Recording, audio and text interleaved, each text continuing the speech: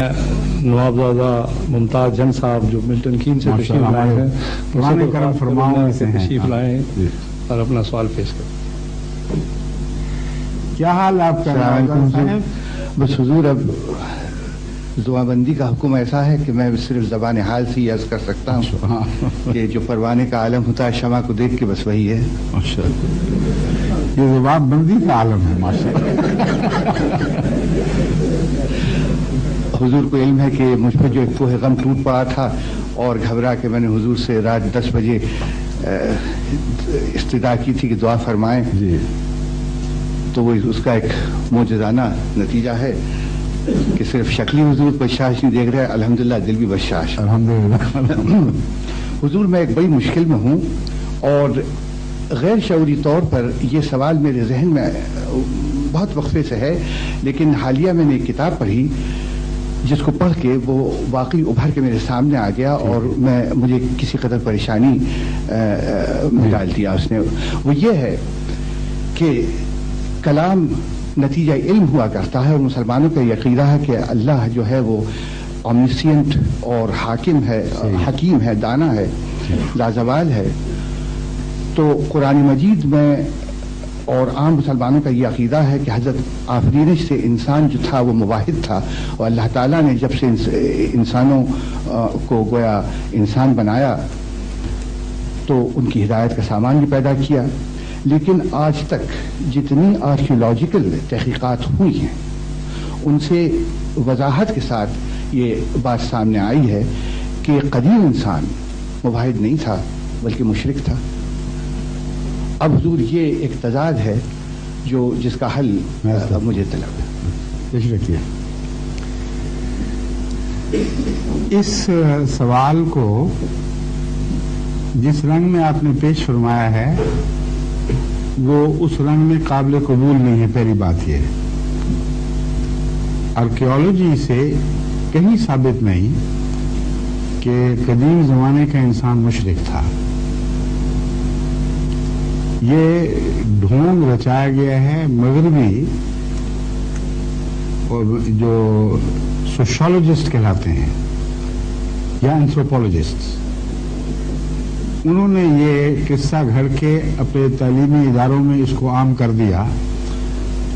इस हिस्से पर तफसीली बहस तारीख के हवालों के साथ और ठोस साइंसी हवालों के साथ मैंने अपनी उस किताब में जो शाया होने वाली है, उम्मीद है अल्लाह के फजल के साथ हमारे जैसा सलाना से पहले आपके हाथ में आ जाएगी, उसमें हर पहलू से इस पर गुफ्तगू की है।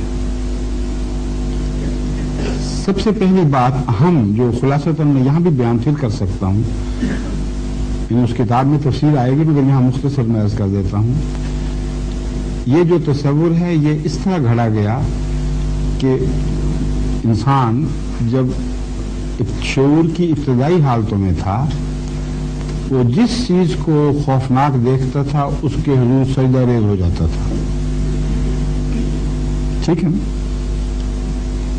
ये एवोल्यूशन से भी कतई तौर पर गलत साबित है और इंसान की इब्तदाई तारीख जो हमारे इल्म में है उससे कतई तौर पर गलत साबित है, क्योंकि वो शुरू से ही शिकारी था और एग्रीकल्चरिस्ट बाद में बना है। और कभी भी ऐसा नहीं हुआ कि शेर को देखे तो पुराना इंसान उसके सामने सजदा कर दे या हाथी से डर के उसकी इबादत शुरू कर दे। इस सरासर झूठ है। वो तमाम दूसरी मखलूकात से जो जमीन पर थी उनसे बेहतर दिमाग रखने की वजह से, बेहतर हथियारों से हमेशा उनसे लड़ता रहा है और खुदाओं से कोई नहीं लड़ा करता इस तरह। तो ये जो तस्वुर पैदा किया गया कि खौफ की वजह से बिजली को देखा उसको सजदा कर दिया, तूफान आया उसको सजदा कर दिया, शेरों भूतों जिन्नों का तस्वुर बांध के, ये सब झूठ है। इन्होंने इसकी बिना रखी है ग्रीक माइथोलॉजी पर और लैटिन मैथोलॉजी पर।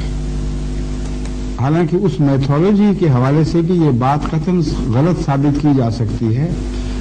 वहां भी बहुत अजीम अंबिया पैदा हुए हैं और उनकी तालीम के बिगाड़ के बाद शिर्क आया है اور یہ سلسلہ ازل سے اسی طرح جاری ہے. یہ میں نے وہاں ثابت کیا ہے کہ کبھی ایک بار بھی ایسا نہیں ہوا کہ شرک رفتہ رفتہ ترقی کرتے ہوئے توحید کی طرف روانہ ہوا ہو. ہر دفعہ یہ ہوا ہے کہ توحید بٹ کر اور پھٹ کر بالآخر شرک میں تبدیل ہو گئی. قرآن کریم نے اس کے ایسے ٹھوس دلائل دیے ہیں کہ کوئی دنیا کا سوشالوجسٹ اس کا جواب نہیں دے سکتا. حضرت آدم کے بعد حضرت نوح کے زمانے تک شرک ہو چکا تھا. آدم موحد تھے اور نوح موحد تھے، مگر قوم ساری مشرک ہو گئی تھی. نوح نے توحید کے لیے جہاد کیا اور خدا تعالیٰ نے آپ کی تائید فرمائی. ابراہیم کے آتے آتے پھر شرک پھیل گیا. تو توحید ڈیٹیریوریٹ کیا کرتی ہے اور ڈیٹیریوریشن کا نام شرک ہے. توحید اس ڈیٹیریوریشن کے نتیجے میں کبھی بھی پیدا نہیں ہوئی. یہ بالکل عقل اور تاریخ کے خلاف فیصلہ ہے. حضرت ابراہیم علیہ السلام کے بعد سلسلہ نبوت جہاں بھی دیکھیں گے آپ، شرک ان کے بعد انہی کی قوموں میں پیدا ہوا ہے. موسیٰ کی زندگی میں بھی شروع ہو گیا. بس شرک ڈھلوان کا نام ہے اور توحید بلندی کا نام ہے. قومیں طبی طور پر مشکل کاموں سے آسان کی طرف منتقل ہوا کرتی ہیں. بس یہ چیلنج ہے میرا، ایک واقعہ دکھائیں کہ شرک نے رفتہ رفتہ ترقی کر کے توحید پیدا کیا. بے شمار مثالیں اس کے برعکس ہیں. اب گرو بابا نانک کی مثال دیکھیں. وہ ہندوؤں سے آئے اور جو شرک کا گڑھ تھا وہاں سے نکلے اور توحید پر قائم ہوئے اور شرک کے خلاف جہاد کیا. بس توحید آسمان سے اترتی ہے، ارتقائی طور پر پیدا نہیں ہوا کرتی. لیکن یہ ایک دلیل ہے مختصر. اس میں نے آسٹریلیا کے کانٹیننٹ کے حوالے سے ان کی تھیوریز کو قطعاً غلط ثابت کر دیا ہے. اور آنے دے کتاب پھر آپ کو پتہ چلے گا کہ کوئی گنجائش ہی نہیں ہے اس بات کے انکار کی کہ ہمیشہ توحید ڈیٹیریوریٹ ہو کر شرک میں بدلا کرتی ہے. اگر کچھ کہیں اور نہیں جانا تاریخ میں تو مسلمانوں کا حال دیکھ لیں. حضرت صلی اللہ علیہ وآلہ وسلم کی توحید کے چشمے سے اسلام پھوٹا ہے. اور آج پاکستان میں کیا ہو رہا ہے؟ مردہ پرستی عام ہو گئی ہے. درختوں سے بچے مانگے جا رہے ہیں. کوئی نزلہ ٹھیک کرنے والی شاخ ہے کسی پیر کی، کوئی گنٹھیا ٹھیک کرنے والی ہے. سارا آوے کا آوا بگڑا ہوا ہے. جو بھی پاکستان کا بڑا اٹھتا ہے وہ پہلے داتا کے دربار پہ حاضری دے تو پھر وہ سمجھتا ہے کہ مجھے استقلال ملے گا. جہاں شرک کا یہ عالم ہو، انگلستان میں جو مشرک علماء ہیں ان کا بول بالا ہے یہاں. اب دیکھ لیں اور اتنا جاہل بنا رہے ہیں لوگوں کو، بیچاروں کو. ان سے پیسے کھا رہا ہے، جن ان کے نکال رہا ہے. جنوں کا عقیدہ اس لیے بنایا ہوا انہوں نے، ان کو جنوں سے رزق ملتا ہے. تو اپنے رزق پہ کون لات مارے؟ لڑکیوں کے پیٹ میں لاتیں مار مار کے اس کو مار دیتے ہیں، مگر جن کو لات نہیں مار سکتے.